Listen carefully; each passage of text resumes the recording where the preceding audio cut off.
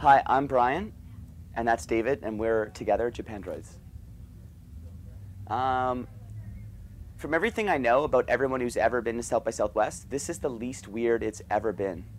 How could it get weirder? Is it even that weird? I don't know. The only weird thing I saw was when all those guys on those... Yeah, the weirdest thing we've seen so far is, what are those things called? Segways. Armies of people on Segways roaming around Austin at once. Because you can rent them by like, 20 people can walk up and rent 20 Segways and then go on a tour. So we'd be driving around looking for a parking space, which is basically how most bands spend their time in South by Southwest.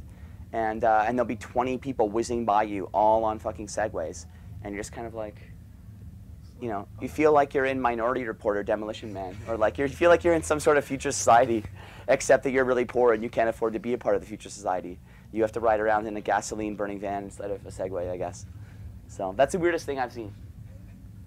As a matter of fact, you asked me that question too late because I've already seen Motorhead twice at South by Southwest.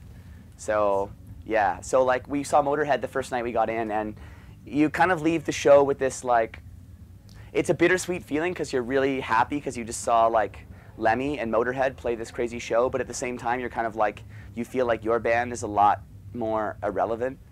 As well with a lot of other bands at this festival, and you kind of like watch someone who's old enough to be anybody in this room's grandfather just go up there and play louder and harder and faster and longer than any other band at this festival, and you just kind of are like, you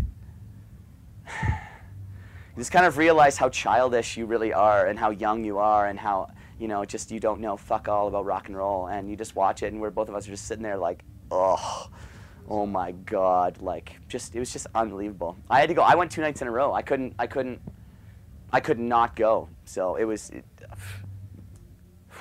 water, sleep. What else? A new set of vocal cords. We don't have those. How do you think fucking Lemmy does that? He drinks a bottle of Jack Daniels and 3 liters of Coca-Cola a fucking day. Smokes like a chimney.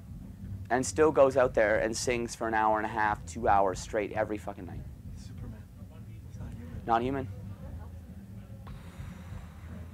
Pray. Prayer is a good one. That's the last line of resort. That's what I do. I saw you kind of getting into it in the zone, like right before you went on. Yeah, you kind of like, I don't know, sometimes it's hard to walk out on a stage and just like turn it on. So I sometimes will like, I'll just start singing a song that I know in my fucking head, right, like the couple minutes before we go out, and I'll just start like getting really kind of like pretending I was in that band, I was going to go and play in that band, and then I kind of have the harsh realization that I play in my own band, and you're kind of like, oh. But you suck it up and you just go out there and play. So, yeah, I don't know.